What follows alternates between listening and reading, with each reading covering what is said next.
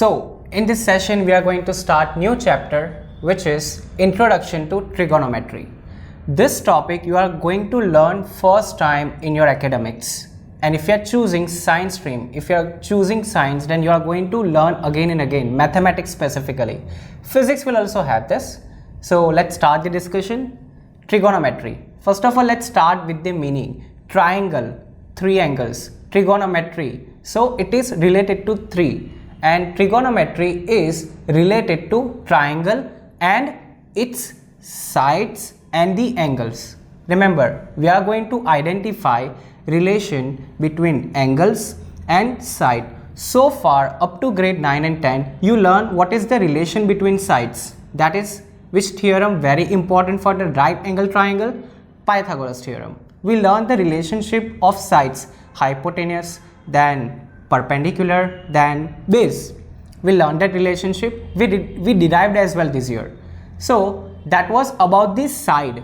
Now one more relation we know, which is 3. If you add 3 angles of triangle, you are going to get 180 degree. So far if you observe that all 3 angles relationship is separate and all 3 side relationship is separate, but now in this chapter, in this topic, in this branch of mathematics, we are going to connect it. We are going to connect the angles of a right angle triangle and with the sides. So angles of a triangle and sides. So let's write few things. First of all, let's start our concept with the right angle triangle. You have drawn so many times, I know. Now you know everything which is hypotenuse, which is base, which is height or perpendicular. Let's write one more time. So this is the base of a right angle triangle. Good. Now let's write the hypotenuse, which is it. Okay, this one, hypotenuse. Then what about this one? That is height or perpendicular also you can say. Perpendicular means it makes 90 degree. So let's say height. Done. Now let's recall the important parts here. 90 degree. Okay, it makes 90 degree. That's a very speciality of this right angle triangle. That's why we call it as a right angle triangle. Right angle is there, 90 degree. We already know that 90 degree and hypotenuse, they are opposite. Now we are also going to discuss the other 2 acute angles. Why do I say acute angle? Think, why do I say acute angle? Because if I am going to add this 2 angle, I will be getting 90. Hold on, if you are still not getting, we are going to write all these calculations. Let's name it first. Okay, so here A, then B and C. So triangle ABC, done. Now first of all, let's start with the angles.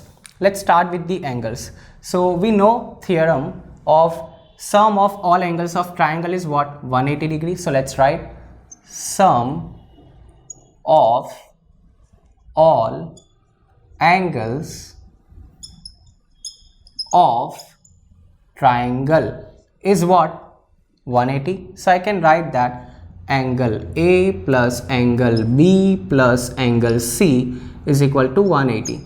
This is also the relationship between angles only, right? Now here I know that angle B is 90 degree. Okay, so here angle A plus 90 degree plus angle C is equal to 180 degree. Let's shift this 90 degree over here. So it will be subtracted from 180. So here what's left? Angle A plus angle C is equal to 180 minus 90 degree. And if you subtract and get the answer, that's 90 degrees. So angle A plus angle C. Now you can see if you add these 2 angles, angle A and angle C, you will be getting 90 degree. I told you that both angles are acute angle. Now to sum up as 90 degree, they need to be less than 90 degree, very commonsensical, then only they will add up to 90 degree. So this is why we are concluding that angle A and angle C, they both are acute angle. Their values are less than 90 degree. So I can write angle C and angle A angle C and angle A are acute angles. Acute angles. Done? So we know one thing, right? This angle is acute and so do this. So angle A and angle C, they are acute angles. Remember, we are still only talking about the relationship of angles, right? Now let's talk about the relation of sides. For that, we all know that we are going to follow which theorem? Pythagoras theorem. Okay, so let's give a title, Pythagoras Theorem. Okay, Pythagoras Theorem. Now, what does it state? Okay, it means that hypotenuse square is equal to base square plus height square. I'm just talking about the formula now, not the statement. So I can write here that hypotenuse square is equal to base square plus height square. Simple. Now if I substitute the values, what I'm going to get? What is my hypotenuse? Which is AC. So AC square, then base, which is AB, then square, height, which is BC, then square. So you can see that all three sides are here, AB, BC and AC. Okay, relation of sides, and here angle ABC, relation of angles. So this is I was talking about. We know the relation of angle with itself separately and we know relation of side separately. But with the help of concept of trigonometry, we are going to combine them, and we are not going to talk much about the right angle. We talk so much about this 90 degree, we know everything, but we are going to talk about these two other angles that so far we have neglected. So we are going to find relationship between angle C, angle A and this hypotenuse, height and base. We are going to find some trigonometric ratio. We are going to learn about it. What is trigonometric ratio? So let's start discussing about the trigonometric ratios. So let's find relation between angle and sides of a right angle triangle. So we know there is no any specific relation between angle and sides, but we are going to learn it. We are going to take ratios. We are going to learn about 6 ratios of trigonometry. Very important 6 ratios. We are going to start discussing first 3, then we'll discuss remaining 3 as well. So I'm going to take ratio as it is mentioned, ratio for angle A. I'm starting with angle A. Angle B we are not going to discuss much because it is all 90, 90, 90. We'll discuss that as well afterwards. And then angle C. So let's start with angle A. So hypotenuse we know it is going to stay as it is. No any other name for hypotenuse than that. So angle A, very important. Now there are few words you need to remember for this, which is, and you already know it. So angle A and opposite. What is the opposite of angle A? Which is BC, right? Side opposite to angle A. Let's write side opposite to angle A, which is BC. Very important this sentence for what we are going to discuss. And next thing, side adjacent to angle A. Adjacent means what? Neighboring, which is touching angle A, right? So you may be confused that, sir, there are 2 sides which is touching angle A. One is hypotenuse and another is this AB, or you can say base. We have given name base. So remember, we are not going to consider hypotenuse for that. We are only going to consider which is the below one, base AB. One is opposite, another is adjacent to it, which is touching it, adjacent. So another is side adjacent to angle A, which is what? AB. So side opposite to angle A, which is BC, and side opposite to angle A, which is AB. Okay, side E over here. So side opposite to angle A, BC, and side adjacent to angle A, which is AB. And hypotenuse we know very well. Let's mention that as well. So hypotenuse.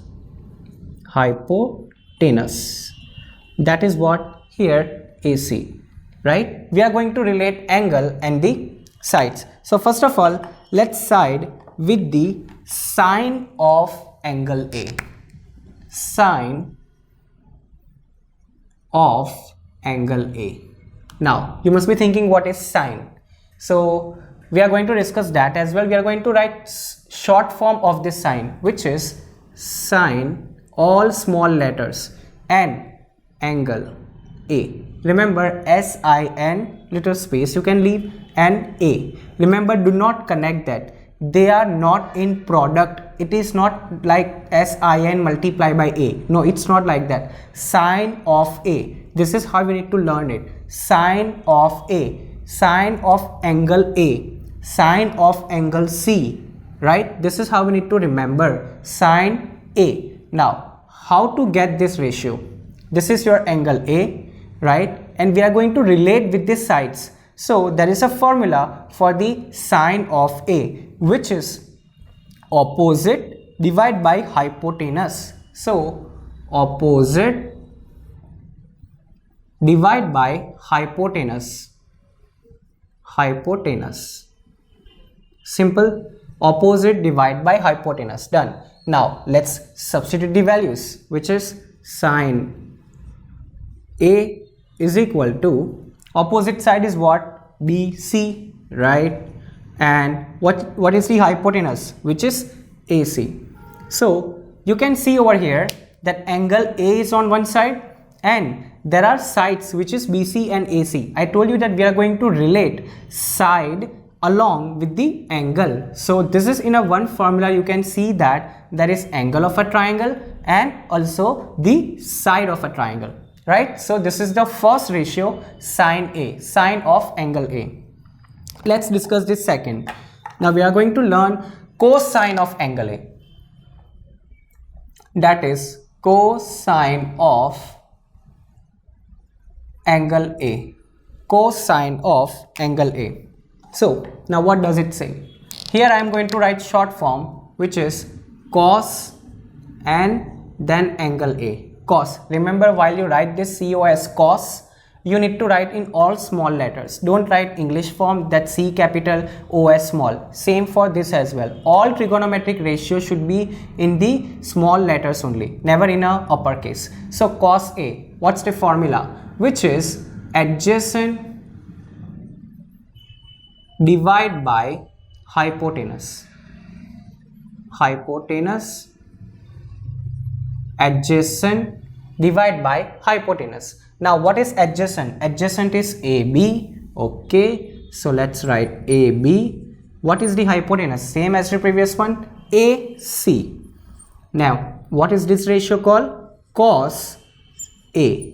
Remember, so this is the second ratio, which is cosine of angle A, and we write in a short form as cos A. First was sine A, second cos A. Let's discuss the third one, which is tangent. Let's start. Tangent of angle A. Now tangent of angle A, we are going to write what? TAN, only 10 small case letters. Tan A is equal to, now what is the ratio says? It is opposite over adjacent. Opposite over adjacent. Remember, opposite over adjacent. Here sine ratio was opposite over hypotenuse, adjacent over hypotenuse, and this one opposite over adjacent. So let's write opposite is what? BC. Opposite side BC, adjacent side is AB. So that's it. These are the three basic ratio. We are going to learn other three ratios as well. Let's recall one more time. Let's label here as well that this is your opposite side, opposite, and this is your adjacent. Remember, I am talking in reference of angle A. You cannot write this as sin C is equal to BC by AC. It will change. Why? Because we need to take side opposite to angle A. We need to take side adjacent to angle A. Very important. And this is adjacent. Very, very important. Adjacent and opposite. It will change based on the angle, right? Because we are taking opposite side to angle A and adjacent side to angle A. So first sin A, which is opposite by hypotenuse. Simple. Opposite is BC, hypotenuse is AC. Then cos A, which is adjacent over hypotenuse, which is AB by AC. Then next is tan A, opposite over adjacent, so BC by AB. So these are the three ratios of trigonometry. Now we are going to learn other three ratio as well. We are going to use the same terminology: opposite, adjacent and hypotenuse. Let's discuss remaining three ratios. Let's start with first, which is cotangent. Cotangent of angle A. Remember, all this ratio we are taking in reference of angle A only. So cotangent of A, that I am going to write in small letters. Cot A is equal to, here it will be adjacent over opposite, so adjacent over opposite. Simple. Adjacent over opposite. So cot A is equal to, adjacent is AB. Done. Then what is opposite, which is BC? So that's the next ratio, cotangent of angle A or cot A. Let's learn the next one, which is cosecant, or next is secant. So let's start with cosecant first, which is cosecant of angle A. So here the short form will be cosec. Cosec of A is equal to, here hypotenuse will come into numerator. Remember, hypotenuse, and in denominator there will be opposite, right? Cosecant A is equal to hypotenuse over opposite. So what is my hypotenuse, which is AC?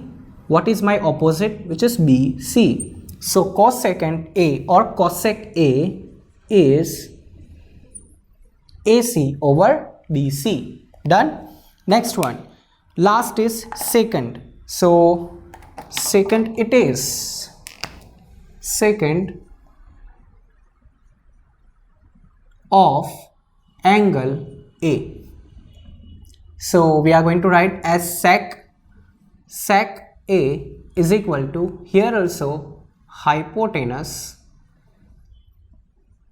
over what? Guess it. Opposite is done. What's left? Adjacent. So adjacent here. Then let's substitute the values. Here sec A, and hypotenuse is AC, and adjacent is what? AB. Done. Sec A is equal to AC by AB. So these are the rest of the three ratios. So we learned about 6 ratios. Let's recall this. First, cotangent of angle A, which is adjacent over opposite. Then cosecant of angle A, which is cosec A, which is hypotenuse over opposite, and sec A, which is hypotenuse over adjacent. So let's summarize it. So we started with sine, then cos, then tan, then cot, then cosec, then sec. So these are the 6 ratios. You need to learn it properly. Sine, cos, tan, cot, cosec, sec. Sine, cos, tan, cot, cosec, sec. Memorize it in a manner. Sine, cos, tan, cot, cosec, sec. Right? Now, one important thing you need to learn in case of sine and cos, hypotenuse is always in denominator, right? But in case of cosec and sec, hypotenuse is in numerator. Can you guess the value? Value, I am talking about the range. What will be the range of the values? Let's talk about sine. In a right triangle, okay, hypotenuse is the longest. We know that hypotenuse is the longest. Opposite side and adjacent side will be smaller than hypotenuse. So if the denominator is bigger than numerator, value will be what? Less than 1. So sine and cos is, I can write less than 1 because denominator will be always bigger than the numerator. But for the cosec and sec, hypotenuse is in numerator and denominator will be smaller. So this value will be what? Greater than 1. Remember this important result. Here for sine and cos, values will be less than 1, and for cosec and sec, it will be more than 1. For values of tan and cot, we'll discuss that as well. There is no any kind of final conclusion there. Like this, we'll come to know that what is the observation we can do regarding the value of tan and cot as well. So these are the 6 ratios we learn in this session. Those are the fundamental things of the trigonometry. You need to start from that only. That's a starting point of the trigonometry. If you are thorough with the ratios, then you can learn the relationships between the ratios, right? So one more time: sine, cos, tan, cot, cosec, sec.